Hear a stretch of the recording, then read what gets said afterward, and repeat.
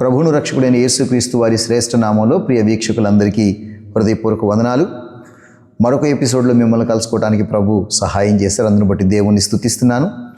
మరి ఈ ఎపిసోడ్లో కూడా కృష్ణ అంకుల్ గారితో మనము ఇంటరాక్ట్ కాకపోతున్నాం. ఈ ఎపిసోడ్లో మరొక ప్రత్యేక అంశం ఏంటంటే, కృష్ణ అంకుల్ గారితో పాటుగా వారి సతీమణి ఆంటీ లోయిస్ ఆంటీ కూడా మన మధ్య ఉన్నారు. మరి వారి ఇరువురి జీవితాల్లో నుంచి మన జీవితాలకు, మన కుటుంబ జీవితాలకు ఉపయోగపడే ఎన్నో విషయాలు ఈ దినం మనం నేర్చుకోబోతున్నాం. రండి, ఇంకా ఆలస్యం లేకుండా అనేక విషయాలు కుటుంబాన్ని గురించి, క్రైస్తవ జీవితం గురించి వారిని అడిగి తెలుసుకుందాం.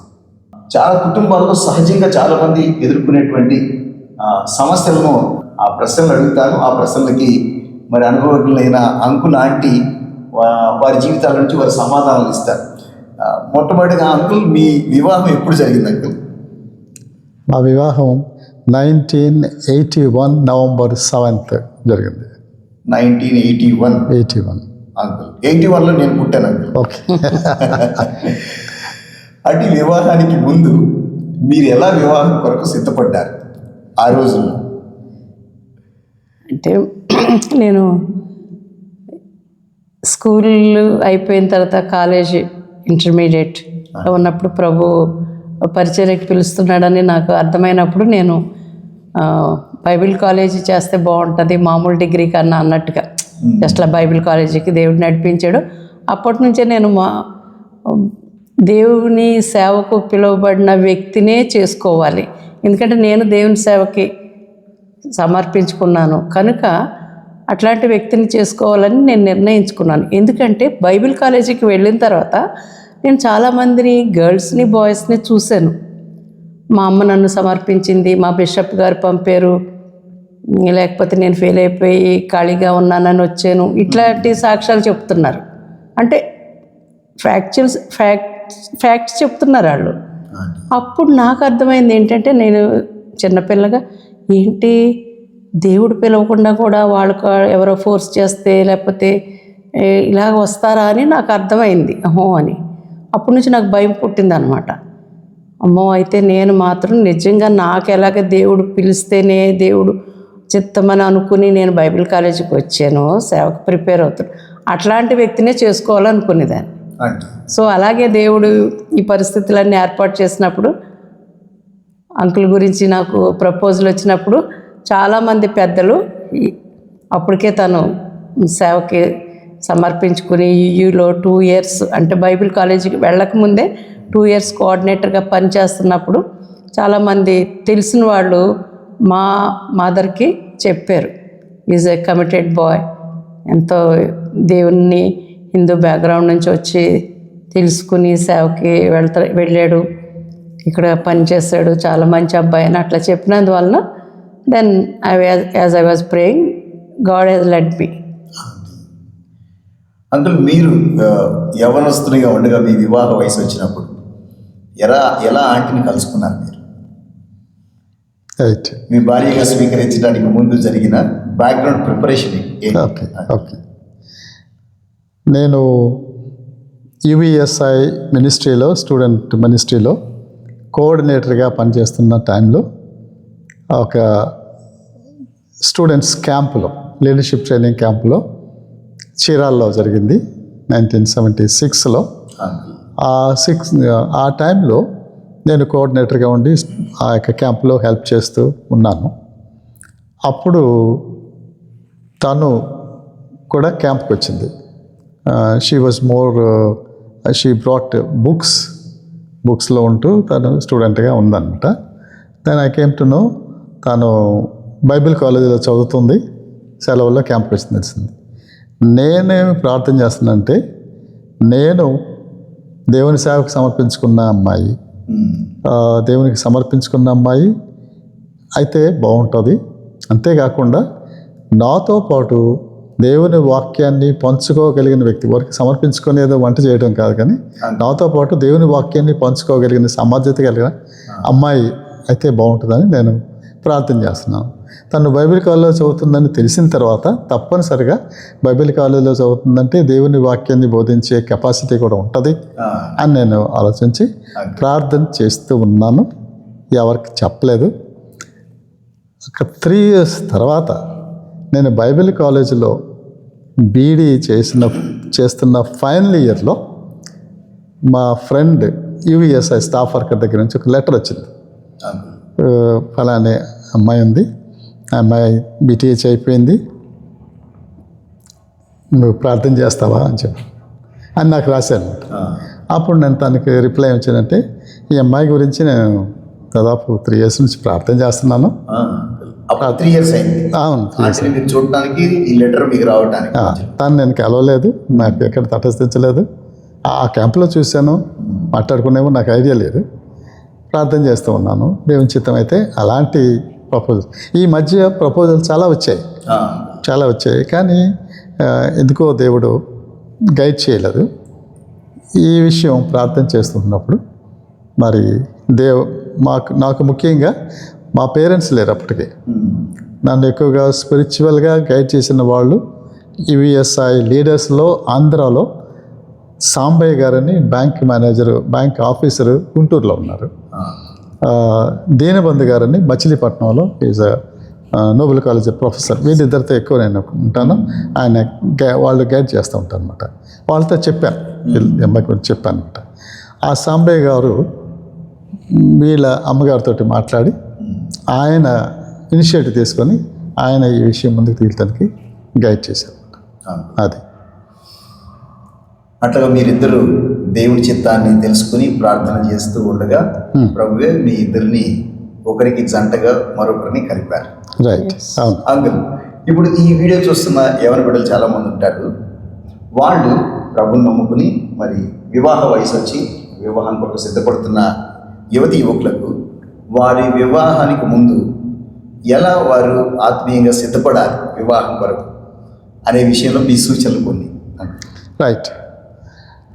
వాళ్ళు స్టూడెంట్స్గా ఉన్నప్పుడే, మేబీ డిగ్రీస్ అవుతున్నప్పుడే నాలాంటి హిందూ కన్వర్ట్స్గానైతే ఇంట్లో పేరెంట్స్ని ప్రిపేర్ చేయాలి ముందు నుండి.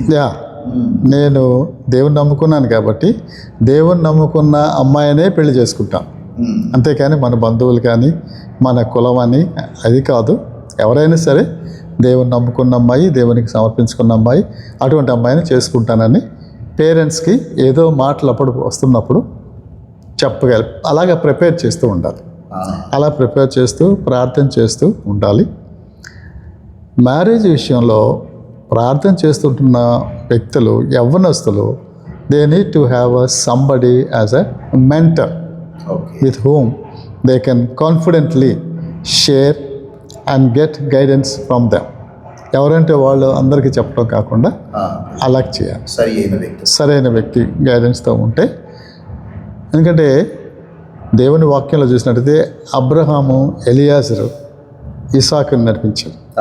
సో అలాగే అబ్రహాములాగా అందరి తల్లిదండ్రులు యవనస్తులు నడిపించలేకపోవచ్చు, బట్ ఎలియాజర్ మాకు తప్పకుండా ఉండాలంటే ఒక సీనియర్ బిలీవర్ మెంటర్గా ఉండి వాళ్ళు గైడెన్స్లో ముందుకు సాగిపోతూ ఉంటే దేవుని చిత్తం కొరకు ప్రార్థన చేస్తున్నప్పుడు దేవుని వాక్యం ద్వారాను, పరిశుద్ధాత్మ నడిపింపు ద్వారాను, పెద్దల గైడెన్స్ ద్వారాను, సర్కమ్స్టాన్సెస్ ద్వారా దేవుడు గైడ్ చేస్తాడు.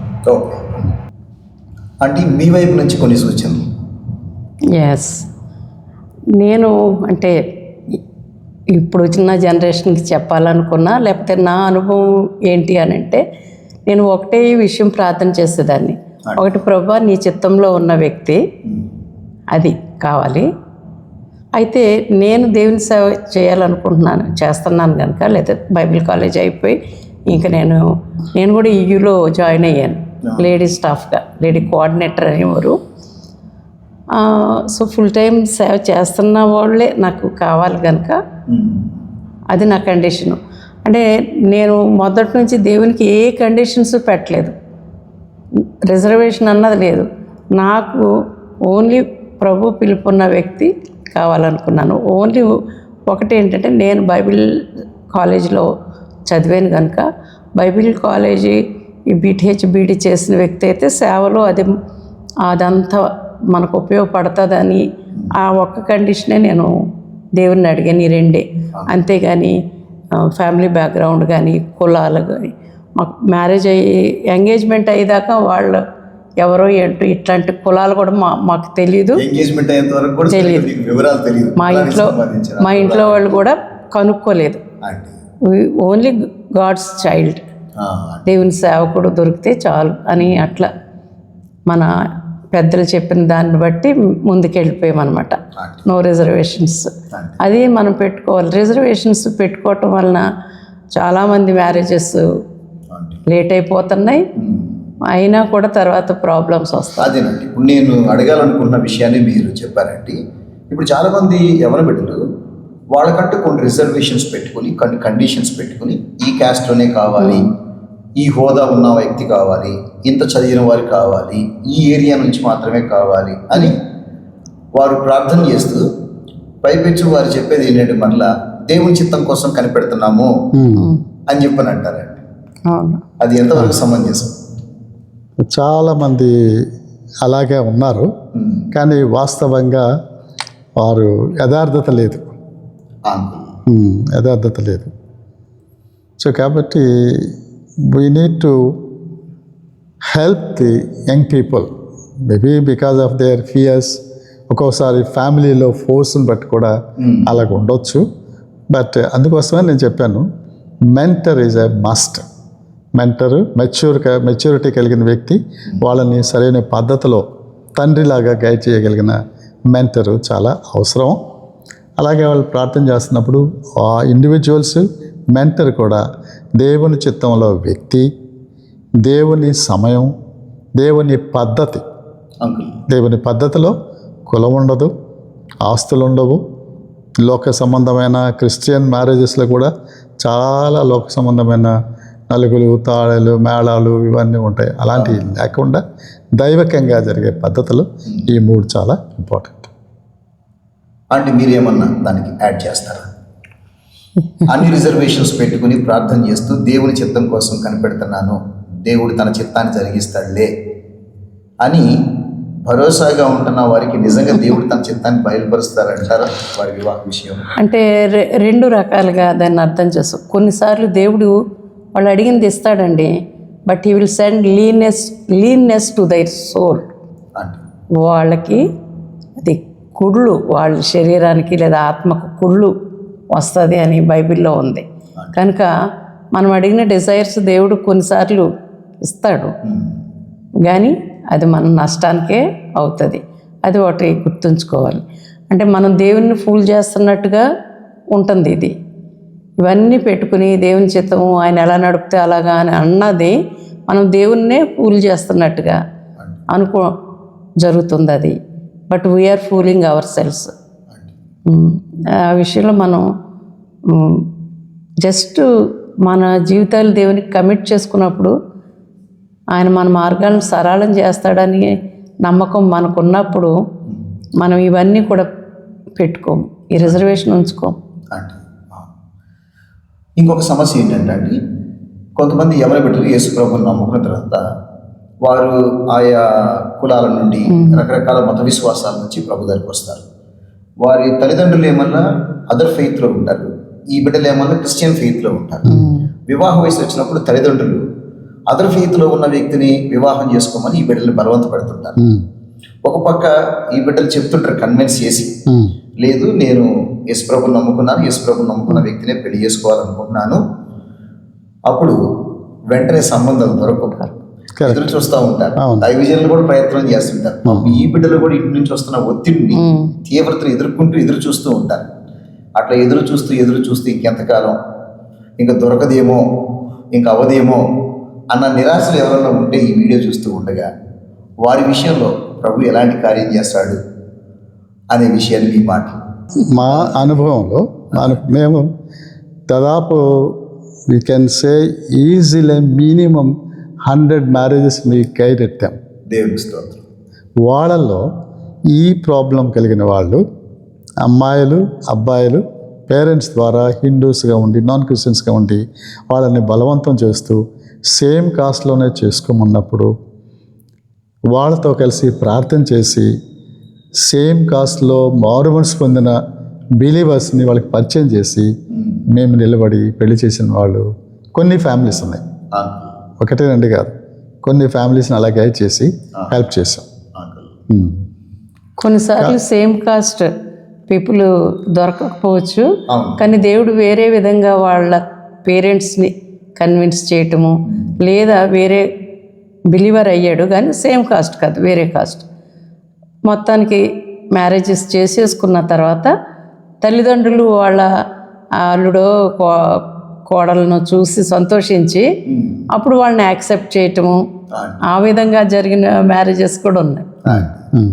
సో ఎట్టకేలకు విశ్వాసాన్ని కోల్పోకుండా తుది మట్టుకు ఎదురు చూస్తే ప్రభు కార్యాన్ని జరిగిస్తారు. సో కాంప్రమైజ్ అవ్వాల్సిన అవసరం లేదు. అవును, రాజీ పడకుండా ఎదురు చూడటమే మన డ్యూటీ. కార్యాన్ని ప్రభు జరిగిస్తారు. అంటే దానిలో ప్రాబ్లమ్స్ ఉంటాయి.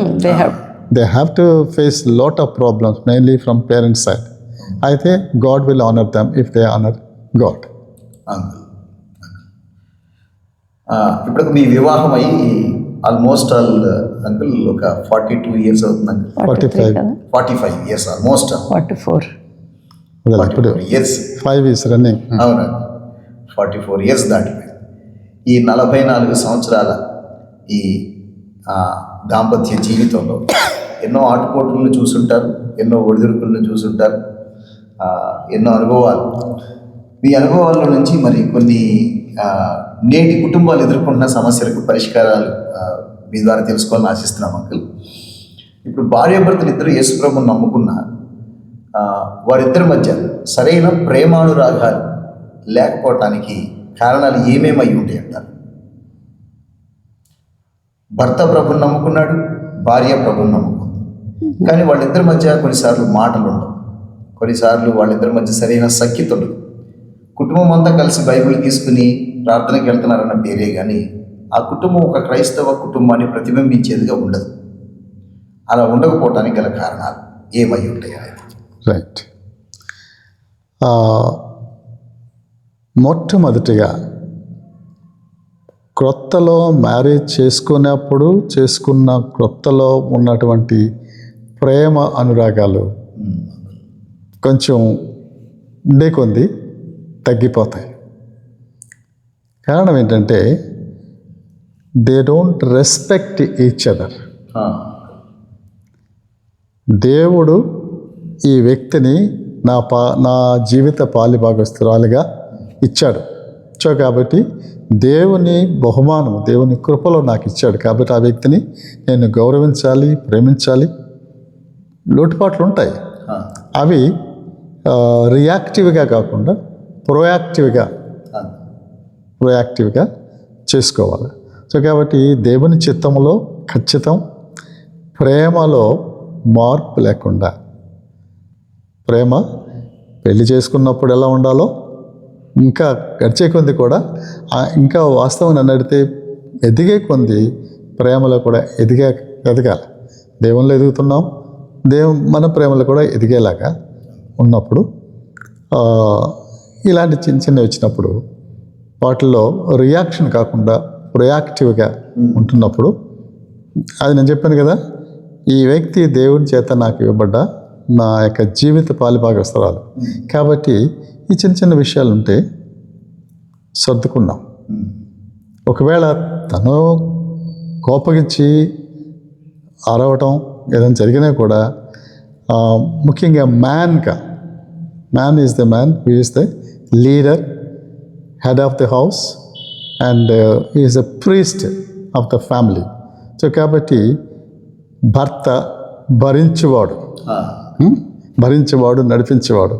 సో ఏమన్నా స్త్రీ ద్వారా ఉన్నా వాటిని జాగ్రత్తగా హ్యాండిల్ చేయగలిగిన ఆ యొక్క ఎమోషనల్ బర్స్ట్ కాకుండా పరిశుద్ధాత్మ దేవుడు ప్రేమ, ఇంద్రియ నిగ్రహము, శక్తిని దేవుడు ఇచ్చాడు. కాబట్టి 2 తిమోతి 2:1-7 ప్రకారంగా ఆ యొక్క పరిశుద్ధాత్మ శక్తి చేత మనము కాన్షియస్గా ఉండి ఫ్యామిలీ లైఫ్లో చేసుకోవాలి. అలా చేసుకున్నప్పుడు మనము ఈజీగా పడిపోకుండా జాగ్రత్తగా ఉండడానికి అవకాశం ఉంటుంది. ఇంటికి దీపం ఇల్లాలు అంటారు. ఇల్లాలని చూస్తే ఇల్లు ఎలా ఉండిందో తెలిసిపోయింది అంటారు. మరి అట్లాంటిది ఒక క్రైస్తవ ఇల్లాలు తన ఇంటిని క్రీస్తు కేంద్రిత కుటుంబంగా మార్చుకోవాలంటే అసలు తన భర్తతో తను ఉండాల్సిన తీరుతెన్నులు ఏంటి? ఒక క్రైస్తవ స్త్రీ తన భర్తతో ఎలా ఉండాలి? నేటి సమకాలీన ప్రపంచంలో మనం చూస్తున్న ఫెమినిజం అని ఏంటంటే, మేమిద్దరం సమానం కాబట్టి నువ్వేం చేస్తావో నేను కూడా అది చేస్తాను, నీకు తెలిసినవన్నీ నాకు తెలియాలి, తర్వాత నీకున్న అధికారాలన్నీ నాకు ఉండాలి అని చెప్పి చాలా సంఘర్షణ జరుగుతూ ఉంది. స్త్రీ పురుషుల మధ్య ఒక విధమైన దాన్ని ఏమంటామంటే అధికార సంఘర్షణ జరుగుతూ ఉంది కుటుంబం. అది సెక్యులర్ ప్రపంచంలో నుంచి కుటుంబ జీవనంలోకి వచ్చేసింది. సో ఇలాంటి నవీన నాగరికత పోకడల మధ్య ఒక క్రైస్తవ స్త్రీ ఎలా తన భర్తతో అనుబంధం కలిగి ఎలా తన కుటుంబాన్ని కట్టుకోవాల్సి ఉంటుంది? సో ఈ సెక్యులర్ ఫెమినిజం అంతా కూడా చాలామందిని ఇన్ఫ్లుయెన్స్ చేస్తుంది. అయితే క్రిస్టియన్ వైఫ్గా, ఏ బిలీవింగ్ వైఫ్గా మనం we have to go to basics.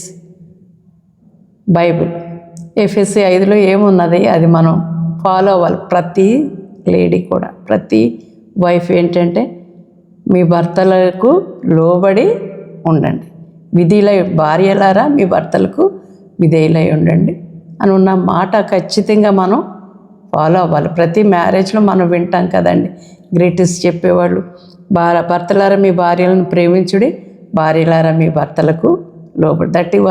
That is our first responsibility to obey hour husband, respect hour husband అన్నది బేసిక్ ఫస్ట్ థింగ్.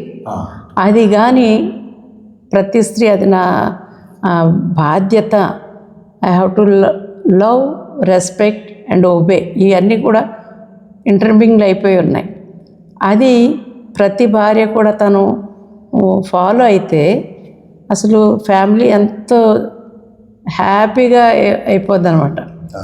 మ్యారేజ్కి ముందు, మ్యారేజ్ డే, ఆ తర్వాత ఎంత సంతోషంగా ఉంటారో అదే విధంగా ఉండొచ్చు.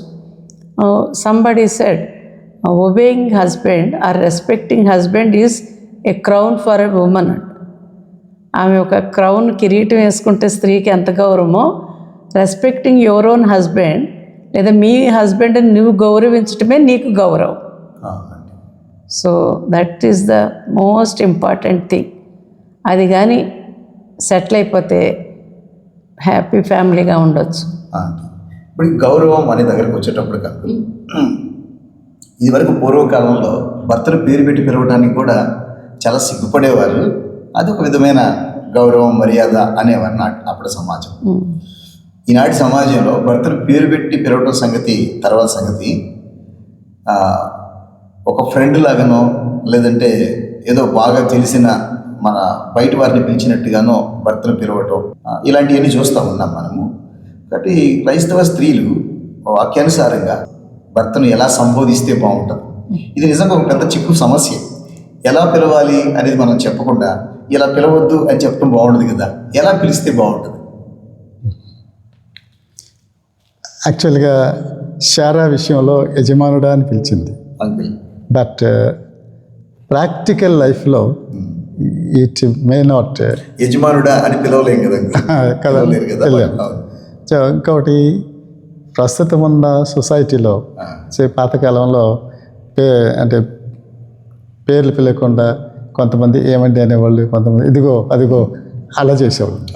But that is also not very proper way of addressing each other. So కాబట్టి బికాస్ నేమ్ పిలిచినంత మాత్రాన, లేదు ఇంకొక పెట్ నేమ్ తోటి పిలిచినంత మాత్రాన పర్వాలేదు అనుకుంటున్నాను నేను. సో అదే దానిలో కాదు ఉండాల్సింది, ప్రాక్టికల్గా ఎలాగా నీవు గౌరవిస్తున్నావు నీ భర్తని, అది ముఖ్యం. కానీ నీ పేరులో ఏం లేదని నా ఉద్దేశం. సో కాబట్టి అది ప్రాక్టికల్గా జీవించే విషయంలో అది చాలా ఇంపార్టెంట్. మా విషయంలో కానీ చూసినట్టయితే, నేను తన పేరు లోయిస్ అని పిలుస్తాను. తను నన్ను, మా ఇంట్లో అందరు కూడా అందరికంటే చిన్నోండి, అందరూ నన్ను బుజ్జి బుజ్జి అని పిలిచేవాళ్ళు. తను అలా పిలుస్తుంది. It's okay. ముఖ్యంగా నేను ఒకటి చెప్పాలనుకున్నాను. మా ఫ్యామిలీలో ఇప్పటి వరకు ఈ 44 ఇయర్స్లో కూడా కాన్ఫ్లిక్ట్ కానీ గొడవ కానీ చిన్న చిన్నగా అరుచుకోవటం కానీ అలాంటివి కూడా లేకుండా మేము జీవించడానికి కారణం ఏంటంటే నా అబ్జర్వేషన్లో, తర్వాత నేను అబ్జర్వ్ చేసి కూడా చెప్తాను. నా ఫ్యామిలీ బ్యాక్గ్రౌండ్, అప్పుడు నా పెళ్ళి ఫ్యామిలీ బ్యాక్గ్రౌండ్, తల్లిదండ్రులు లేరు, ఫైనాన్షియల్గా వెరీ నీడీ సిచ్యువేషన్. నా బయోగ్రఫీ చదివితే మీకు తెలుస్తుంది. అటువంటి పరిస్థితుల్లో ఉన్న నన్ను దేవుని చిత్తమని ఎరిగి దేవుని సేవకుడని నమ్మి కమిట్ చేసుకొని వివాహం చేసుకున్న ఈ వ్యక్తిని నా జీవితాంతం గౌరవించి, ప్రేమించి, సన్మానించి, తనకున్న తలాంతులు, తనకున్న ఎబిలిటీస్ అన్నిటి కూడా ఎంకరేజ్ చేసి ఎక్సర్సైజ్ చేసేలాగా, దేవుని కొరకు మంచిగా వాడబడేలాగా నేను ఎంకరేజ్ చేయాలని, అలాగా ప్రాక్టికల్గా ఇప్పటి వరకు మేము పెళ్ళైనప్పటి నుంచి ఇప్పటి వరకు అలా చేస్తూ ఉన్నాము. దేవుని కృపను బట్టి ముందుకు సాగిపోవడానికి దేవుడు సహాయం చేశాడు. అదేవిధంగా తన విషయంలో, నన్ను ప్రేమించే విషయంలో, నన్ను సన్మానించే విషయంలో, నన్ను అన్ని విషయాల్లో చూసుకునే విషయంలో తల్లి బిడ్డను చూసుకున్నట్టుగా చూసుకుంటారు. సో అలాగా మా ఇద్దరి మధ్య అటువంటి అనురాగ, ఆప్యాయత, ప్రేమ ఉన్నందువల్ల దేవుని కృపలో దేవుని కొరకు ఇలాగా జీవించడానికి, మా ఇద్దరు కొడుకులను కూడా, కోడళ్ళు వివాహాలకు, వాళ్ళ జీవితాలు కూడా మాలాగా ముందుకు సాగిపోవడానికి దేవుడు కృప చెప్పి నడిపించాడు. అంకుల్, చాలా గొప్ప సాక్ష్యం అంకుల్. ఇప్పుడు కుటుంబాల్లో సహజంగానే ఏదో ఒకటి చిన్న పెద్ద సమస్యలు వస్తూ ఉంటాయి. అందులో క్రైస్తవ కుటుంబాల్లో భార్యాభర్తల మధ్య ఏవైనా సరే చిన్న చిన్న అపార్థాలు లేదా గొడవలు లేదా చిన్న చిన్న డిసగ్రిమెంట్స్ ఏమైనా వచ్చినప్పుడు వాటిని వాళ్ళిద్దరూ ఎలా అర్థం చేసుకుని పరిష్కరించుకోవాలండి? మీరు ఎలా చేసేవారు మీ కుటుంబంలో? మాకు సమస్యలు అంటే ఎప్పుడన్నా ఆర్థిక సమస్యలు వస్తూ ఉండేవి ఎక్కువ. నేను చాలా జాగ్రత్తగా మనీని మెయింటైన్ చేస్తాను. అంకుల్ గారు కొంచెం జాగ్రత్త అంటే ఎగ్జాక్ట్గా వేస్ట్ చేయటం కాదు, కానీ దాని ప్లానింగ్లో కొంచెం తప్పిపోతూ ఉండేవారు. అలాంటప్పుడు అంటే ఉదాహరణ కూడా చెప్తాను. అప్పుడు ఎందుకు ఒక రోజున ఎవరో 20 రూపీస్ ఇచ్చారు gift. So 40 years back story ఇది. 20 రూపీస్ ఇస్తే జోబులో పెట్టుకుని, అప్పట్లో కార్డులను ఉండేవి. ఆ కార్డు పోస్ట్లో వేస్తూ, రాసిన కార్డు ఆ 20 రూపీస్ కూడా పోస్ట్లో వేసేస్తారు. ఇంకప్పుడు నాకు చాలా కోపం వచ్చేసింది, బాధ కూడా వచ్చేసింది. 20 రూపీస్ అంటే ఇప్పుడు ఏదో 1000 రూపీస్. సో అట్లాంటి వచ్చినప్పుడు కాసేపు విసుక్కోవటం, ఎందుకు ఇలా చేసావు అలాగ అనుకుంటాం అంతే. ఆ తర్వాత మళ్ళీ మామూలు అయిపోతాం. సో అలాంటివి జరిగాయి. కానీ పెద్ద పెద్ద మేజర్ ఇష్యూస్ వాళ్ళ ఫ్యామిలీ నుంచి నాకు కానీ లేదా నా ఫ్యామిలీ నుంచి తనకు రావటం, అట్లాంటి అవుట్ సైడ్ ప్రెషర్స్ ఏమీ లేవు. చిన్న చిన్న ఈ మనీ మ్యాటర్స్ ఇలాంటివి. లేకపోతే కొన్నిసార్లు మనల్ని ఎవరన్నా తనని ఎవరన్నా ఏమన్నా క్రిటిసైజ్ చేస్తే వాళ్ళని ఈజీగా వితౌట్ ఎనీథింగ్ ఫర్గివ్ చేసేస్తే, ఎందుకు అట్లా చేసావు, నువ్వు అడగాలి కదా, ఎందుకు అడగలేదు, అట్లా మా ఇద్దరికి ఘర్షణ వస్తే నువ్వు ఎందుకు అట్లా మాట్లాడతావు అనేసి తను చిన్నగా కోపపడటం అంతే తప్ప పెద్ద పెద్ద మేజర్ ఇష్యూస్ రాలేదు. ఒకవేళ మేము మామూలుగా అలాంటివి రాకముందే మేము సర్దేసుకునేవాళ్ళు. ఇప్పుడు దెబ్బలాడుకోవటం లేకపోతే రోజంతా మాట్లాడుకోవటం అట్లాగా లేదు. అది ఇప్పుడు చూస్తే కనుక కొన్ని కుటుంబాల్లో గొడవాడుకున్న తర్వాత ఏదన్నా ఒక వాగ్వాదం జరిగిన తర్వాత భర్త వెళ్ళిపోతాడు, భార్య వెళ్ళిపోయింది, ఇంట్లో ఉన్న పిల్లలు బిక్కుమంటూ దిక్కుదోచిన పరిస్థితుల్లో ఉన్నట్టుంటారు. మరలా అందరూ ప్రార్థన చేసుకునే వాళ్ళే అందరూ దేవుని మందిరానికి వెళ్ళేవారు. ఎందుకు అలా జరుగుతుందంటారు? అట్లాంటి సమస్యను అధిగమించడం ఎట్లా? అది మెయిన్గా కొంచెం ఈగో ప్రాబ్లం కూడా ఉండొచ్చు. ఈగో ప్రాబ్లం భర్త నుంచి కావచ్చు, భార్య నుంచి కావచ్చు. ఇది జరిగింది కాబట్టి ఒక రోజు 2 రోజులు మాట్లాడుకోకుండా విరుచుకొని ఉంటాం, గట్టిగా ఉంటాం. అది దైవికంగా తప్పు. ఎవరు తప్పు అయినా పడుకోబోయే ముందుగా పిలుచుకొని ఫ్యామిలీ ప్రేయర్ చేసుకోవాలి. యాక్చువల్గా దట్ విల్ బ్రేక్ చేస్తుంది అన్నమాట.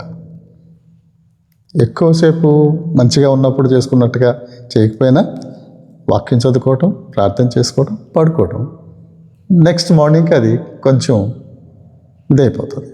So that's a best way of doing things. అది నా అనుభవం. కొంతమందికి నేను సజెస్ట్ చూసాం కూడా జరిగింది. మీ కోపం సూర్యుడు అస్తమించే వరకు ఉండొద్దని బైబిల్లో ఉంది కనుక అదేవిధంగా సాయంత్రానికల్లా they should settle their quarrels. If they have any misunderstandings సాయంత్రానికల్లా సెటిల్ చేసుకోవటం మంచిది. భార్యాభర్తలే ఒకరినొకరు క్షమించలేని పరిస్థితులు చాలా కుటుంబాల్లో కనపడుతున్నాయి. భార్య కొన్నిసార్లు భర్త మీద ఇతర దగ్గరికి వెళ్ళి పరచన చేసి మాట్లాడటం, భర్త భార్యను గురించిన కంప్లైంట్స్ వాళ్ళ అమ్మగారి దగ్గర, చెల్లి వాళ్ళ దగ్గర, తన ఫ్యామిలీ మెంబర్స్ దగ్గర మాట్లాడటం, ఇలాంటి పరిస్థితులు ఉన్నాయి చాలా కుటుంబాల్లో. ఒక క్రైస్తవ భార్యాభర్తలు వారి మధ్య ఏదైనా సమస్య వచ్చినప్పుడు వారు అసలు ఎవరిని సంప్రదించాలి? నా అనుభవంలో కొంతమంది తల్లిదండ్రులను సంప్రదిస్తారు. తల్లిదండ్రులు పాజిటివ్గా తీసుకొని సహాయం చేయగలిగితే పర్వాలేదు. కొన్నిసార్లు తల్లిదండ్రులు వాళ్ళ కొడుకో లేక కూతురుకో సపోర్ట్ చేసి ఆపోజిట్ అల్లుడినో కోడలనో చేసే పరిస్థితులు ఉంటాయి. అలాంటి డేంజర్లో పడకుండా ఉండడానికి కోసం మెంటర్ కౌన్సిలర్స్ మినిస్ట్రీలో పాస్టర్స్ కానీ ఎల్డర్స్ కానీ ఎవరైనా హెల్ప్ చేయగలిగితే వాళ్ళు మంచిది. అలాంటి హెల్ప్ తీసుకోవడం మంచిది. అలాంటిది లేకపోయినా వాళ్ళిద్దరిలో కూడా దేవుని వాక్యం చదువుకుంటూ ప్రార్థన చేసుకుంటూ బ్రేక్ లేకుండా కుటుంబ ప్రార్థన చేసుకునే కుటుంబాల్లో ఇలాంటివి ఉన్నా కూడా ఆ కుటుంబ ప్రార్థనే వాళ్ళ కుటుంబాన్ని కంచి కట్టినట్టు కాపాడి సహాయం చేయగలదు. దాంతోపాటు వాళ్ళిద్దరి పర్సనల్ క్వైట్ టైంలో కూడా రెగ్యులర్గా ఉండాలి. పర్సనల్ క్వైట్ టైం రెగ్యులర్గా ఉండి ఫ్యామిలీ ప్రేయర్ రెగ్యులర్గా ఉంటే చాలా వరకు అద్భుతంగా దేవుడు సహాయం చేస్తారు. పర్సనల్ క్వైట్ టైం అంటే వేకునే లేచి వ్యక్తిగతంగా వారి ప్రభుతో గడపడం. కరెక్ట్. అది అంటే మీ ఇంట్లో కుటుంబ ప్రార్థన నిర్వహించే బాధ్యత ఎవరు తీసుకునేవాళ్ళు అంటే ఎక్కువగా ఫ్యామిలీ ప్రేయర్? పిల్లలు చిన్నగా ఉన్నప్పుడు మేమిద్దరమే ఉన్నాం 2 years. మాకు సెకండ్ వెడ్డింగ్ యానివర్సరీ అయ్యేటప్పటికి ఫస్ట్ బాబు పుట్టాడు. అంటే ముందే ఒక బాబు పుట్టి చనిపోయాడులే విదిన్ 1 year. సో ఫస్ట్ బాబు మా సెకండ్ వెడ్డింగ్ యానివర్సరీకి వాడు 3 days baby. So after that because uncle goes around the country, ట్రావెలింగ్లో ఉంటారు కనుక నేనే పిల్లలకి మొదటి నుంచి కూడా వాళ్ళు పుట్టినప్పటి నుంచి ఫ్యామిలీ ప్రేయర్ నేనే చేసేదాన్ని. వాళ్ళు చిన్నగా ఉన్నప్పటి నుంచి వాళ్ళు బైబిల్ చూపించి బొమ్మలు బైబిల్ 365 days అని ఒక book from genesis to revolution last chapter దాకా 365 stories ఉంటాయి. అవి నేను చిన్నప్పుడు చెప్పేదాన్ని. When they were 2 years, 3 years, 4 years దాకా. ఆ తర్వాత ఒక క్యాథరిన్ వాస్ అని ఒక ఆథర్ ఎంత బాగా Bible old testament, new testament అంతా కూడా చాలా చక్కగా ఉంది. ఆ బైబిల్ నేను చదివి వాళ్ళకి ఎక్స్ప్లెయిన్ చేసేదాన్ని. సో అంకుల్ గారు ఉన్నప్పుడు 4 చేసేవాళ్ళం. తనే లీడింగ్ చేసి తను ప్రేయర్ చేయటం, అవన్నీ ప్రేయర్ రిక్వెస్ట్లు అడుగుతాను, వాళ్ళు చెప్తారు, అట్లా చేసుకునేవాళ్ళం. కానీ తను లేనప్పుడు నేనే ఇనిషియేషన్ తీసుకునేదాన్ని. వాళ్ళు కొంచెం పెద్ద అయిన తర్వాత అలాగే 5th class, 3rd class వచ్చినప్పుడు వాళ్ళు కూడా సాంగ్ బుక్స్ తెచ్చి అక్కడ పెట్టి జస్ట్ ఒక కోరస్ పాడి ఫ్యామిలీ ప్రేయర్ నడిపిస్తూ ఉన్నాం. అంటే ఒక మదర్గా చిన్న వయసు నుంచే మీ పిల్లలకు కుటుంబ ప్రార్థనలో చక్కగా దైవిక భయభక్తులు అలవాటు చేసిన ఒక తల్లిగా వారి భవిష్యత్తు మీద ఎట్లాంటి ప్రభావాన్ని చూపించడం మీరు గమనించారండి? పెద్ద బాబు both of them from that time till today మాకేందో వాళ్ళిద్దరి ద్వారా ఎలాంటి ప్రాబ్లము దేర్ చైల్డ్హుడ్ కానీ అడల్ట్హుడ్ కానీ మ్యారేజ్ అయ్యేదాకా, మ్యారేజ్ అయ్యాక ఈ రోజు దాకా ఆ ఇద్దరు బాయ్స్ దగ్గర నుంచి మాకు ఎలాంటి ట్రబుల్ లేదు. That's why we're so free to serve the lord. పిల్లల దగ్గర నుంచి తర్వాత వాళ్ళిద్దరికీ కూడా great desire to read God's word. So వాళ్ళు పెద్ద బాబు 6.5 years అప్పుడు ప్రభుని అంగీకరించాడు. ఆల్మోస్ట్ 7 yearsకి సొంత రక్షకునిగా అంగీకరించానని చెప్పాడు చిల్డ్రన్ ప్రోగ్రాంలో. చిన్న బాబు 10 years 10 years ఇంకా కంప్లీట్ అవ్వలేదు. 9.5 yearsకి ప్రభుని అంగీకరించాడు. ఇద్దరు డెఫినెట్గా వాళ్ళు చెప్పి చిన్నప్పుడే సేమ్ థింగ్ వాళ్ళు క్వైట్ టైం చేసుకుంటూ, ఫ్యామిలీ ప్రేయర్ ఉంది, క్వైట్ టైం ఉంది, సండే స్కూల్స్లో కొంచెమే నేర్చుకున్నారు. ఎందుకంటే మేము ఏ ఊర్లో ఉన్నా కానీ మేము వెళ్ళిన చర్చ్లో ప్రాపర్ సండే స్కూల్ లేదు ఎక్కడ, అన్ని సిటీస్లోనూ కూడా. సో బట్ వాళ్ళే పర్సనల్గా క్వైట్ టైం ద్వారా లేదా ఏదైనా చిల్డ్రన్ ప్రోగ్రామ్స్ అప్పుడు నేర్చుకున్నాయి, ఇంట్లో నేర్చుకున్నాయి, ఫ్యామిలీ ప్రేయర్లో నేర్చుకున్నాయి. బైబిల్ని ఒక నవల్లాగా చదివారండి ఇద్దరు కూడా. So they love the word of God. ఇప్పుడు కూడా they both are very good in preaching and teaching both. అయితే వాళ్ళు కుటుంబ ప్రార్థన ద్వారా నేర్చుకున్నది వాళ్ళు యవన జీవితం దాకా క్యారీ చేసి ఈ దినం వరకు వారు దేవుని కొరకు జీవించగలుగుతున్నారంటే అది చిన్నప్పుడు పడిన పునాది. వాళ్ళు ఇప్పుడు వాళ్ళ కుటుంబాలను కూడా అలాగే నడిపించుకుంటున్నారు. కాబట్టి కుటుంబ ప్రార్థన అనేది ఒక క్రైస్తవ కుటుంబానికి అది వర్ధిల్లటానికి ఒక మూల పునాది రాయి అన్న సంగతి మీ అందరూ అర్థమవుతుంది. అవునవును. మరి వింటున్న వారిలో చాలామంది మరి కుటుంబ ప్రార్థన నిర్లక్ష్యం చేస్తున్న వారు, పిల్లలు చిన్నప్పటి నుంచే ఇంట్లో ప్రార్థన కలిగి ఉంటారని నిర్లక్ష్యం చేస్తున్న వారు ఈ మాటల ద్వారా మీరు ఎంకరేజ్ చేయబడతారని నేను నమ్ముతున్నాను. కుటుంబ ప్రార్థన కలిగి ఉండండి. గుడి కంటే కూడా శ్రేష్టమైన గుడి మన గృహమే అన్న సంగతి గ్రహించాలని మనం చేస్తున్నాను. బిల్లీ గ్రహం గారు అదే చెప్పారండి, గృహమే ప్రథమ పాఠశాల, ప్రథమ దేవాలయం. అద్భుతం. తర్వాత కుటుంబాల్లో ఒకరినొకరు క్షమించుకోవటం, ఆ క్షమించుకునే మనసు మీ బిడ్డల్లో కలిగేటట్లుగా మీరు ఎలాంటి వ్యాయామం వారితో చేసేవారంటే ఏదైనా కొన్ని సంగతులు ఏమైనా గుర్తున్నాయండి? ఏదైనా పిల్లల మధ్య చిన్న చిన్న డిసగ్రిమెంట్స్ వచ్చినప్పుడు వారు ఒకరినొకళ్ళు క్షమించుకునేటట్టుగా, చిన్న చిన్న విషయాల్లో వారు రాజీ పడి ఒకరినొకరు అర్థం చేసుకునేటట్లుగా ఎలా ఎంకరేజ్ చేసేవాళ్ళు మీ పిల్లలు? చాలా ఇన్సిడెంట్స్ లేవు కానీ 1-2 సార్లు వాళ్ళు ఇంట్లో ఆర్గ్యుమెంట్ చేసుకుంటా ఉన్నారు. కోపం వచ్చేసింది ఇద్దరికి. అలాంటప్పుడు అంకుల్ వాళ్ళని పిలిచి, మీరు ఇలా చేస్తే నేను ఊరుకోను, this is not according to God's way, we're serving the lord, we're teaching God's word, you should be model, you don't fight అంటే అట్లా చెప్తే ఇమీడియట్గా దే యాక్సెప్టెడ్ ఇట్. అట్లా మీకు ఏమైనా గుర్తుంటే ఆ సందర్భంలో వాళ్ళకి నేను చెప్పింది ఏంటంటే, మనము దేవుని సేవ చేస్తున్నాం, దేవుని సేవ చేసే పిల్లలు ఇలాగ ఉన్నారంటే అది మంచి సాక్ష్యం కాదు. అలాగైపోతే ఇంకా సేవ మానుకొని ఈతమకు వెళ్ళిపోదాం అని చెప్పాను అనమాట. That was a big warning for them. ఆ తర్వాత ఇప్పటి వరకు I did not school them.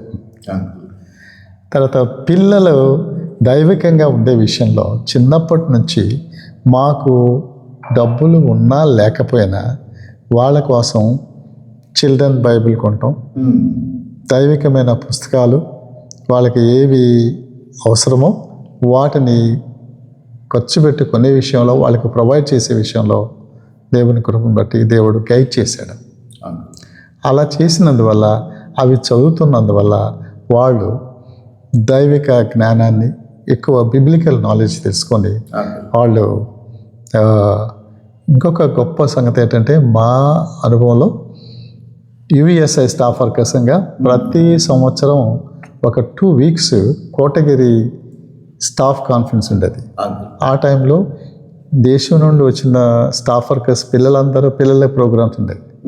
ఆ ప్రోగ్రాంలో కూడా వాళ్ళు చక్కగా దేవుని వాక్యం నేర్చుకోవడానికి, దేవుళ్ళు ఎదగడానికి అది కూడా వాళ్ళకి చాలా హెల్ప్ చేసింది. సో అలాగే పిల్లలకు దేవుని వాక్యం నేర్చుకునే విషయంలో, దేవుళ్ళు ఎదిగే విషయంలో, తర్వాత వాళ్ళ చిన్న వయసులోనే క్యాంపులకు వెళ్ళే విషయం, ఈ క్యాంపుల్లో వాళ్ళు దేవుని కొరకు నిలబడేలాగా, వాళ్ళ ఫ్రెండ్స్ని దేవుని దగ్గర నడిపించేలాగా అలా చేయడానికి దేవుడు కృప చూపి మమ్మల్ని వాడుకున్నాడు. అంటే ఒక కోడలుగా అంకుల్ వైపు ఉన్న బంధువుల్ని మీరు ఎలా చూసుకునేవారు? ఎందుకంటే ఇప్పుడు చాలామంది కోడల మీద అందరికీ ఉండేటువంటి కంప్లైంట్ ఏంటంటే, మా కోడలు తమ తల్లిదండ్రులు చూసినట్టు మమ్మల్ని చూడదు అని చెప్పి. ఈ వివాహం అయిన తర్వాత సహజంగానే ఈ దంపతుల మధ్య వచ్చే గొడవల్లో మాక్సిమం వీళ్ళిద్దరి మధ్య ఉండే గొడవల కంటే కూడా వీళ్ళిద్దరి తరఫు నుంచి వచ్చే గొడవలు ఎక్కువైపోతుంటాయి. అలాంటి సమస్యలు ఎప్పుడైనా మీ జీవితంలో వచ్చినాయా అండి? మాకు అంకుల్ గారికి మదరు ఫాదరు చనిపోయారు. తను స్టూడెంట్గా ఉన్నప్పుడు గ్రాడ్యుయేషన్ అయిపోయే టైం. సో మ్యారేజ్ అయినప్పటికీ అత్తగారు మామగారు అయితే లేరు. కానీ అంకుల్ తరపున చాలామంది, అంకుల్కి 4 బ్రదర్స్, ఒక సిస్టర్ ఉన్నారు. వాళ్ళందరికీ కూడా 8 3 పిల్లలు, చాలామంది. He's the youngest in the family కనుక చాలా గ్యాప్ ఉంది, ఏజ్ గ్యాప్ కూడా. So in a way we're the youngest అనమాట. అయితే వారి ద్వారా నాకు ఎలాంటి ప్రాబ్లమ్స్ రాలేదు. కానీ నేను ఈ ఊరు వచ్చి వీళ్ళ పరిస్థితులు చూసినప్పుడు నాకు చాలా బాధ అనిపించేది. ఏంటా ఇంత భయంకర, ఇంత పేదరికంలో ఉన్నారు. అలాగని నేనేమి రిచ్ కాదు, కానీ మేమెంత ఇదిగా లేము, ఇంత పేదరికం మాకు లేదు. తిండి బట్టలు అన్నీ ఉన్నాయి. మేబీ లగ్జరీస్ లేవు, కానీ వీ హ్యావ్ అన్నీ ఉన్నాయి. కనుక అది చూసినప్పుడు నాకు వాళ్ళ మీద ఇంకెలాంటి కంప్లైంట్ ఇచ్చే అవకాశం లేదు.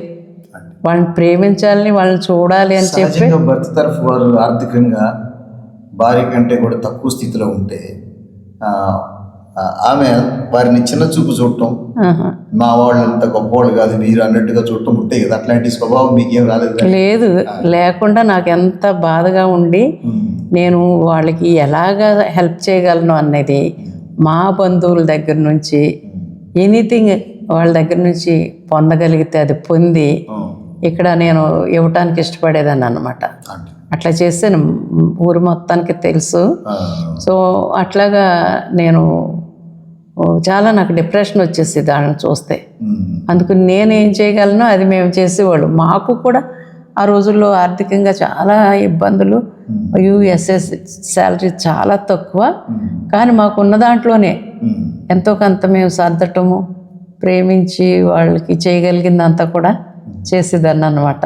అటువంటి ప్రేమ చూపించినందువలన మా బంధువులు చాలామంది దేవుణ్ణి తెలుసుకోవడానికి, దేవునిలోకి మారటానికి, నిలబడడానికి అది సహాయకరంగా ఉంటుంది.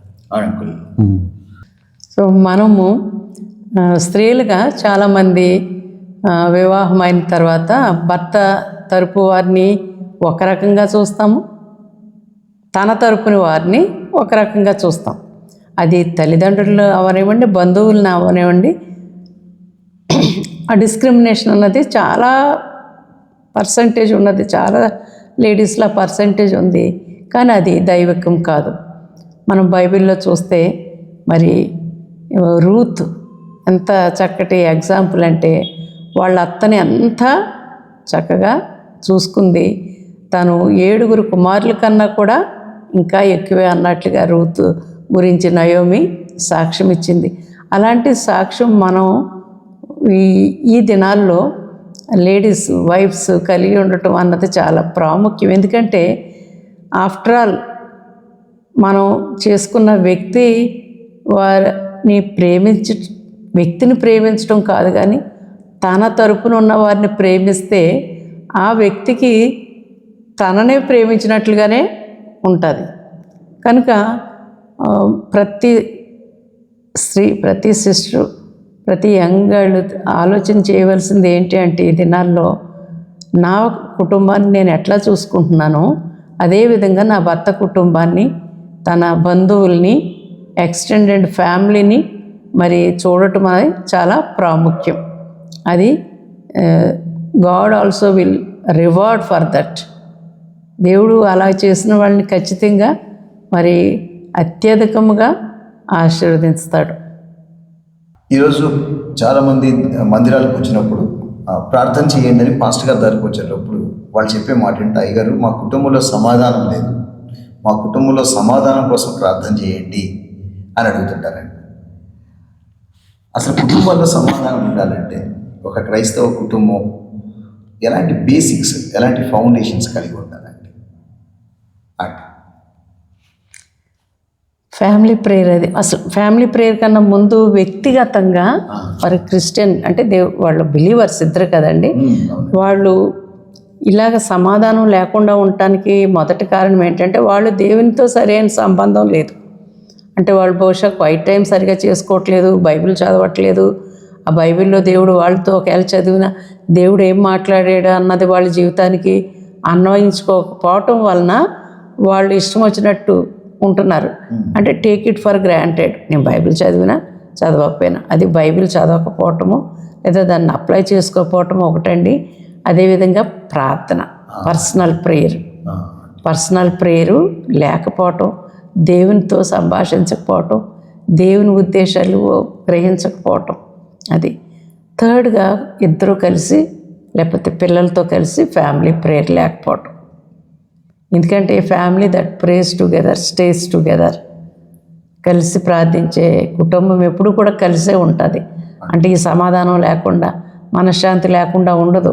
ఒకవేళ ఉన్నా అది కొంత టైమే, they will be all right. కనుక మనం ఎప్పుడైతే మన క్వైట్ టైం విషయంలో, పర్సనల్గా ప్రార్థన చేసుకునే విషయంలో మనము రెగ్యులర్గా జాగ్రత్తగా ప్రభు మనతో మాట్లాడే విషయాలు మన జీవితాలకు అన్వయించుకుంటామో వారికి అలాంటి కావలసినటువంటి శాంతి, ఆ సమాధానము ఇంట్లో ఖచ్చితంగా ఉంటుంది. అది భర్త సైడ్ నుంచి ఉండాలి, భార్య సైడ్ నుంచి ఉండాలి. ఎప్పుడైతే అది కుదువవుతుందో ఈ చిన్న చిన్న అశాంతి కుటుంబంలో అలజడలు వస్తాయి. ఇంకొకటి నేనేమంటానంటే దాంతోపాటు ఇద్దరు కూడా, భర్త భార్య ఇద్దరు కూడా క్వైట్ టైం చేసుకోవచ్చు, కుటుంబ ప్రార్థన చేసుకోవచ్చు, ఇవన్నీ ఉండొచ్చు. దీంతో పాటు విడిగా ఉన్నప్పుడు both need to be conscious, we're God's people, we're committed people, we're living for God as a light and salt. So కాబట్టి నా మాట, నా చూపు, నా యొక్క ఇద్దరి మధ్య యాక్షన్ ఇవి జాగ్రత్తగా ఉంటూ, ఎందుకంటే ఇద్దరు కాన్షియస్గా ఉండాలి. తర్వాత వాళ్ళిద్దరు ప్రవర్తన పిల్లలు అబ్జర్వ్ చేస్తూ ఉంటారు. కాబట్టి వాళ్ళిద్దరి మధ్య ఘర్షణ, రియాక్షను ఉంటే అది పిల్లల మీద పడుతుంది. పిల్లలకు ఇన్సెక్యూర్ ఫీలింగ్ వస్తుంది. సో కాబట్టి we're living for God, at the same time we're living in the family for the sake of the family అనేది నాకు ఉండాలి, భార్యకు ఉండాలి. That will be a blessing to the children. అలాంటి కాన్షియస్ తోటి ఉండాలన్నమాట. లేకపోతే భార్యాభర్తల మధ్య చిన్నదానికి పెద్దదానికి చిరాకు పట్టడం, ఘర్షణ వేసుకోవటం ఉంటే పిల్లలు ఇన్సెక్యూర్ ఫీల్ అవుతారు.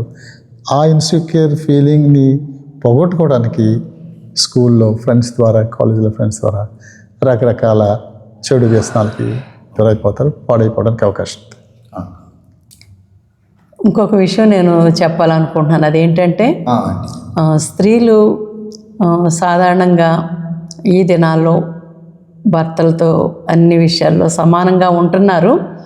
కానీ ముందు ఒకసారి అనుకున్నట్టుగా మనం క్రీస్తునందలి భయముతో ఒకరికొకరు లోబడి ఉండండి అని దేవుని వాక్యంలో మనం చూస్తున్నాం. కనుక ఎలాంటి సమస్య వచ్చినా స్త్రీలు కొంతవరకు ఓర్పుతో, సహనంతో దాన్ని అర్థం చేసుకోవటం చాలా ప్రాముఖ్యం. కొన్నిసార్లు తన పాయింట్ ఆఫ్ వ్యూ కరెక్ట్ అయి ఉండొచ్చు, అయినా కూడా భర్తకి లోబడి ఉండాలి కనుక, లేదా భర్త పాయింట్ ఆఫ్ వ్యూ కూడా ఆలోచన చేస్తూ ఎందుకు తను ఈ విధంగా మాట్లాడాడు, లేదా ఎందుకు తను ఇలాంటి నిర్ణయం తీసుకోవాలని అనుకుంటున్నారని కొంత టైం ఇస్తే ఆ టైంలో ఇంకా ఒకరినొకరు అర్థం చేసుకుని దాన్ని చక్కగా సాల్వ్ చేసుకోవటానికి లేదా ఒక నిర్ణయానికి రావటానికి చాలా ఉపయోగకరంగా ఉంటుందన్నమాట. కనుక ఈ తొందరపాటు చాలా ప్రమాదకరం. తొందరపాట్లు లేకుండా సాత్వికంగా నెమ్మదిగా తగిన టైం కొరకు వెయిట్ చేస్తే, ఓపికతో ఉంటే మనం మన కుటుంబాల్లో అనేక నిర్ణయాల విషయంలో చక్కగా ముందుకు వెళ్ళటానికి సహాయకరంగా ఉంటుంది అనుకుంటున్నాను. అంకుల్ మీరు ఏమన్నా పురుషుల మీద మరి బాధ్యత లేదంటారా అంకుల్? పురుషుల మీదే ఎక్కువ బాధ్యత ఉంటుంది ఈ విషయంలో. ఒకవేళ స్త్రీ దగ్గర నుంచి ఏమైనా తొందరపాటు మాటలు వచ్చినా వాటిని భరించుకునేవాడిగా ఉండాలి, సహించుకునేవాడిగా ఉండాలి.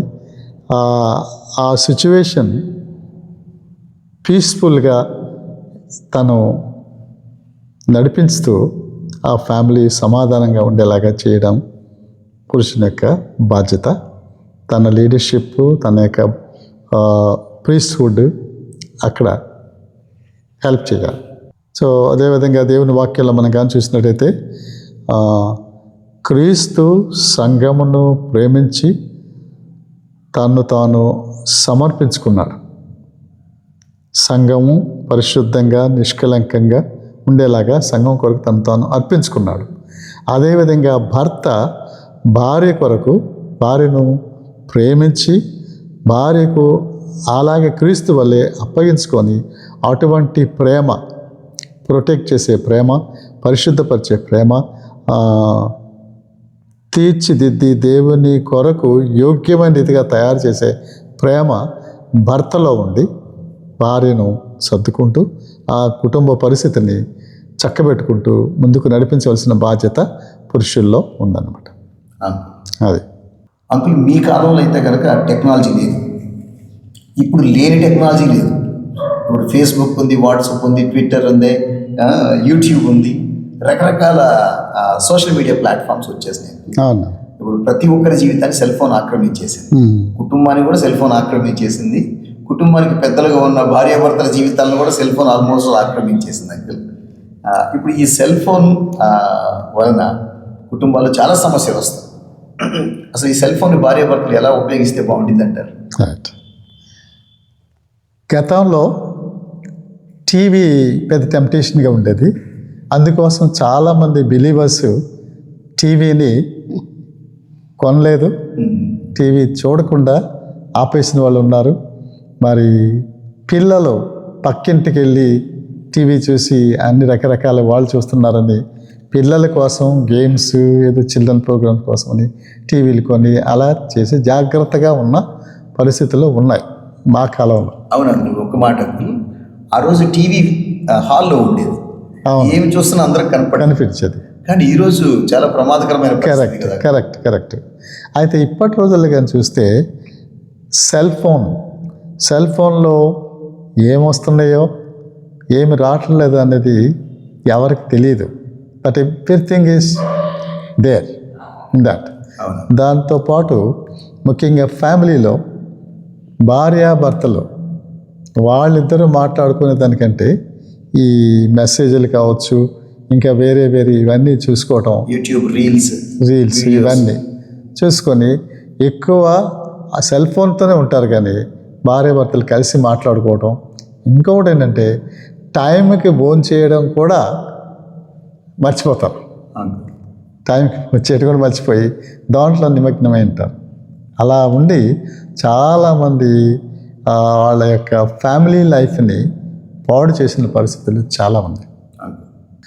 సో సెల్ ఫోన్ ద్వారా ఇంకా యాక్చువల్గా సెల్ ఫోన్ ద్వారా మనము జూమ్ ప్రేయర్స్ ఇలాంటివి కూడా చేయొచ్చు, అవి ఉపయోగకరంగా ఉంటాయి. అయితే దానికంటే కూడా భార్యాభర్తలు వాళ్ళకి ఇచ్చే టైం ఇవ్వకుండా సెల్ ఫోన్ వాడటం, తర్వాత దానిలో మెసేజ్లు చూడడం, ఇంకా రకరకాలవన్నీ వీడియోలు చూడడం, దీని ద్వారా వాళ్ళిద్దరకు గడిపే సమయము, పిల్లలతో గడిపే సమయం కూడా ఉండకపోవడం, దానివల్ల వాళ్ళ కుటుంబంలో ఉండవలసిన కమ్యూనికేషన్ తగ్గిపోవడం, కుటుంబంలో ఫ్యామిలీ ప్రేయర్ కూడా హరీబరీగా, మీనింగ్ఫుల్గా కాకుండా హరీబరీగా చేసుకోవడం, వాళ్ళకి కలిసి భోజనం చేయకుండా ఎవరు ఆకలి కొడితే వాళ్ళ ఆకలి ఎవరి పాటికి వాళ్ళు తింటాం, అట్లాగా డిజార్డర్ అయిపోయి ఫ్యామిలీ లైఫ్ పాడైపోయిన కుటుంబాలు ఎక్కువ ఉన్నాయి ఇప్పటి రోజుల్లో. ఈ యొక్క ఇలాంటి సెల్ ఫోన్ కావచ్చు, ఇంకా రకరకాలవన్నీ వచ్చాయి. దీనివల్ల యాక్చువల్గా మనము ఆత్మీయంగా మేలు పొందడానికి దానిలో చాలా ఉన్నాయి. దానికంటే కూడా ఎక్కువ పాడైపోయే వాటిని ఎక్కువ ఉపయోగించి పాడు చేసుకుంటున్నారు. అంచేత చాలామంది దేవుని సేవకులు, పాస్టర్స్, ఎల్డర్స్, ఫ్యామిలీస్లో లేడీస్ కూడా ఇలాంటి వాటి ద్వారా భ్రష్టుల్లోకి అయిపోయి ఆత్మీయత కోల్పోయిన వాళ్ళు చాలామంది ఉన్నారు. కాబట్టి మనం అందరం కూడా జాగ్రత్తగా ఉండాలి ఇలాంటి విషయాలు. అంటే ఇప్పుడు బాగా నవీన నాగరికత ప్రపంచంలో మనం ఉన్నాం. ఎక్కడ చూసినా కానీ లోకం మందిరాల్లోకి వెళ్ళిపోతుంది. ఇక కుటుంబంలోకి రావడం పెద్ద సమస్య ఏం కాదు. ఆత్మీయులు అనుకున్న వారిని కూడా ఈ లోక ఆకర్షణలు చాలా సులభంగా ఆక్రమించేసే భయంకరమైన ప్రమాదకరమైన ప్రపంచంలో మనం బ్రతుకుతున్నాం. నేటి నవీన ఈ ప్రపంచంలో మనము ఆత్మీయులుగా, క్రైస్తవులుగా మన కుటుంబాన్ని ఎలా భద్రం చేసుకోవాలి ఈ లోకం నుంచి, ఈ లోక పోకడల నుంచి? అంటే మనం బైబిల్లో చూస్తున్నాం కదా, సామెతల్లో జ్ఞానవంతురాలు తన ఇల్లును కట్టుకొనున్నది. మన పిల్లల్ని, ఈవెన్ భర్తని, మన కుటుంబాన్ని మనం కాపాడుకోవాలంటే ఈ నవీన ఇన్ఫ్లుయెన్స్ కుటుంబాల మీద చాలా ఉంది కదా. మన ఇప్పుడు టీవీ అన్న మాటే అవసరం లేదు. మన చేతిలో ఉన్న ఈ సెల్ ఫోన్ల ద్వారా అనేక రకాలుగా పిల్లలు ఏంటి అందరూ ఇన్ఫ్లుయెన్స్ అవుతున్నారు. కనుక మనం జ్ఞానవంతురాలుగా, ఒక తల్లిగా, ఒక భార్యగా, మరి మనకి బైబిల్లో చక్కటి విషయాలు, ఎస్పెషలీ ప్రోవర్బ్స్ 31st చాప్టర్లో మనం చూస్తున్నాం కదా. తల్లి తను చేసిన పనిని బట్టి, లేదా భార్య చేసిన పనులను బట్టి తన కుటుంబం అంతా కూడా ఎంతో ప్రైజ్ చేయబడ్డది. లాస్ట్ వచనంలో బయట వాళ్ళందరూ వచ్చి వాళ్ళని ప్రైజ్ చేస్తారు. ఎందుకంటే ఈమె ప్రొద్దున్నే లెగిసి తను భోజనం తయారు చేస్తుందని. తర్వాత గుణవతి అయిన భార్య ప్రొద్దున్నే లెగిసి భోజనం తయారు చేస్తుంది. At the same time night అంతా కూడా పనిచేస్తుంది. ఎంత చీకటి అయ్యే వరకు కూడా తన దీపం ఆరిపోదని బైబిల్లో ఉంది. అంటే నైట్ కూడా పనిచేస్తుంది. అంటే తన చేతులతో పనిచేస్తుంది, కష్టపడి పనిచేస్తుంది. ఇంకొకటి పనులు చేయటము, ఆ డబ్బుని మేనేజ్ చేసే విషయంలో, తను డబ్బుని ఇతరులకు ఇచ్చే విషయంలో, అంటే దాతృత్వం విషయంలో అనేక రకాలుగా ఆ ఫ్యామిలీని తను చూసుకుంటుంది. తన చేతులతో తన ఇంటి వారికి చలి రాకూడదని చెప్పి తను వస్త్రాలు నేయటం, మళ్ళీ ఎలాంటి కాస్ట్లీ అనమాట, అవి నేస్తుందని చెప్పి ఆమె ఉన్నది కదా. మళ్ళీ తన ఇంటి వారి నడతలను కనిపెట్టును. ఇది చాలా ప్రాముఖ్యం. తల్లిగా తన ఇంటి వారి నడతలు, పిల్లలు ఎక్కడికి వెళ్తున్నారు, ఏం చదువుతున్నారు, ఎవరితో ఫ్రెండ్షిప్ చేస్తున్నారు, ఒకవేళ వారి దగ్గర సెల్ ఫోన్ ఉంటే ఏ టైంలో వాడుతున్నారు, ఎందుకు వాడుకుంటున్నారు, ఆ తల్లి పిల్లల నడతలను కనిపెట్టి వాళ్ళు అసలు ఏం చేస్తారో, ఏం చేయబోతున్నారో, ఏం అడుగుతారో తనని అని తల్లికి ముందే తెలిసిపోవాలంటే తను వాళ్ళంత జాగ్రత్తగా వాళ్ళని గమనిస్తూ ఉండాలి. ఈవెన్ భర్తలను కూడా వాళ్ళు ఎక్కడికి వెళ్ళారు, ఏం చేశారు, ఏం తెచ్చారు, ఏం మాట్లాడుకున్నాం అని వారి ఇంటి వారి నడతలను ఆమె జాగ్రత్తగా కనిపెడుతూ ఉండటము. మరి ఇంకా జ్ఞానంతో తను మాట్లాడుతూ కృపగల ఉపదేశం ఇస్తుంది. ఇంట్లో వాళ్ళకేంటి, బయట వాళ్ళకేంటి. ఈ విధంగా ఒక స్త్రీ తన కుటుంబాన్ని కట్టుకునే విషయంలో చాలా జాగ్రత్తగా ఉన్నట్లయితే మరి తన కుటుంబం ఈ బయట వచ్చే ఈ ప్రభావాలకి, ఇన్ఫ్లుయెన్సెస్కి గురి కాకుండా ఆ సామెతల్లో తన కుటుంబాన్ని ఎలా ప్రైజ్ చేశారు, తన బయట వాళ్ళందరూ కూడా ప్రైజ్ చేశారు. తన భర్త తనని, తన కుమారులు కూడా తనని అప్రిషియేట్ చేసినట్లుగా నువ్వు ధన్యురాలు అని అంటారు కదా. కనుక ప్రతి స్త్రీ కూడా తన కుటుంబాన్ని కాపాడుకునే విషయంలో, దేవుని కొరకు కట్టే విషయంలో, ఈ లోకపు మలినం నుంచి దూరం పరిచే విషయంలో జాగ్రత్తగా ఉండాలి. అంటే అది స్త్రీ చేతిలోనే ఉంది. మనం విన్నట్లుగానే తల్లి, భార్య తాను ఎంత జాగ్రత్తగా ఉండి కుటుంబాన్ని కట్టుకుంటుందో అంత జాగ్రత్త తన కుటుంబానికి రావడమే కాకుండా తన ఇంట్లో పెరిగే పిల్లలు కూడా వాళ్ళు భవిష్యత్తులో జాగ్రత్తగా నేర్చుకుంటారు. ముఖ్యంగా ఆడపిల్లలు తల్లిని బట్టి నేర్చుకొని మంచిగా వాళ్ళ భవిష్యత్తు తీర్చిదిద్దుకోవడానికి చాలా సహాయకరంగా ఉంటుంది. తండ్రి కూడా నేను ముందుగా చెప్పినట్లుగానే భర్త తండ్రి తాను ఇంటికి యజమానుడు, నాయకుడు, శిరస్సు అయి ఉంటున్నట్లుగా ఈ కుటుంబంలో ఉన్నవారు అందరినీ కూడా జాగ్రత్తగా ఒక తాటి మీద నడిపించి ప్రార్థనలోనూ వాక్యంలోనూ ప్రాక్టికల్ లైఫ్లో కూడా తను మాదిరిగా ఉండి తన పిల్లలను దేవుని మార్గంలోకి నడిపించే వ్యక్తిగా ఉండాలని చెప్పి మనం దేవుని వాక్యంలో చూస్తున్నాం. ప్రాక్టికల్గా కూడా అలా మనం చేయాలి. ఇంకొక విషయం ఏంటంటే, మరి వరల్డ్లీ ఇన్ఫ్లుయెన్స్ నుంచి తన పిల్లల్ని కాపాడుకున్న మనం హిస్టరీలో చూస్తున్నాము. సూజన్నా వెస్లీని నేను గుర్తు చేయాలనుకుంటున్నాను. తనకి ఎంతమంది పిల్లలు ఉన్నప్పటికీ తను ఎంతో క్రమంగా, ఆ రోజుల్లో చాలా ఇబ్బందికరమైన దినాలు అవి ఇలా ఇంగ్లాండ్లో, అయినా కూడా తన పిల్లలకి తన సమయం ఇచ్చి ప్రార్థన చేసి వాక్యం నేర్పించి తన ఇంట్లోనే తను ట్యూషన్ చెప్పినట్టుగా హోమ్ స్కూల్ చేసి బైబిల్నే టెక్స్ట్ బుక్గా తను వాడుకుంటూ తీర్చిదిద్దింది పిల్లల్ని. ఎందుకంటే స్కూల్కి పంపే డబ్బులు లేవు.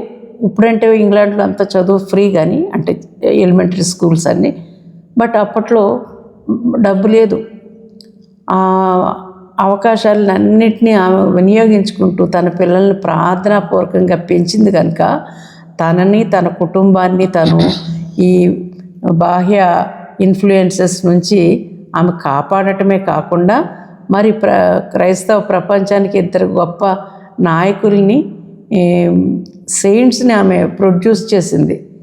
మరి చార్ల్స్ వెస్లీ, జాన్ వెస్లీ ఎంతో మెథడిస్ట్ డినామినేషన్కి మరి తను స్టార్ట్ చేయడానికి గొప్ప సువార్త పని, రివైవల్ ఉద్యమం తీసుకొచ్చాడు. చార్ల్స్ వెస్లీ అయితే ఎన్నో థౌజండ్స్ ఆఫ్ సాంగ్స్ రాశాడు.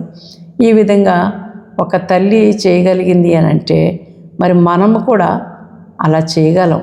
అలాగా మన కుటుంబాలని మనం కాపాడుకోగల ఆ పవర్ ప్రతి స్త్రీలో కూడా ఉందని మనం జ్ఞాపకం ఉంచుకొని, మరి తల్లులారా మీరు మీ పిల్లల్ని, మీ కుటుంబాలని మరి దేవుని భయంలో మరి ప్రార్థనతో మీరు కాపాడుతూ కట్టాలని చెప్పి నేను కోరుకుంటున్నాను. ఈ డిస్కషన్ వింటున్న దేవుని బిడ్డలందరికీ కూడా దేవుని వాక్యాన్ని బట్టి నేను చెప్పే సలహా ఏంటంటే, బైబిల్ మనం చూసినట్లయితే బైబిల్ అంతా కూడా కుటుంబానికి ప్రాముఖ్యత ఇచ్చి దేవుని సత్యాన్ని దేవుడు బయలుపరిచాడు. కాబట్టి కుటుంబాలది చాలా ప్రాముఖ్యమైనది. కుటుంబము, ఒక భక్తుడు అన్నాడు, the Christian home is a branch office for the heavenly home. పరలోక రాజ్యానికి ఈ లోకంలో ఉన్న మన కుటుంబాలు బ్రాంచ్ ఆఫీసెస్ లాగా ఉన్నాయని చెప్పి అన్నాడు.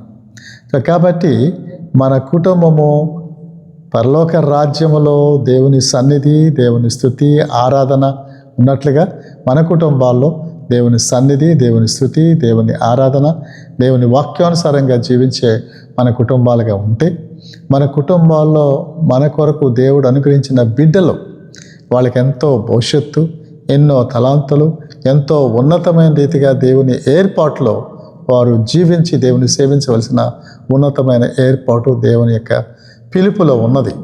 అలాంటి మన కుటుంబంలో మనకు పుట్టిన బిడ్డలు నెరవేర్చబడి దేవునికి మహిమకరంగా మన కుటుంబాలు ఉండాలంటే తప్పనిసరిగా తండ్రులు, తల్లులు దైవికంగా జీవిస్తూ మన కుటుంబాలని దేవుని వాక్యానుసారంగా కట్టుకుంటూ దేవుని సేవలో ముందుకు సాగిపోవడానికి ప్రభువు మనకు తోడుగా ఉండి సహాయం చేసి ఆయన మహిమ కొరకు నిలుపుకొనుగాక. ఆమేన్. ఆమేన్.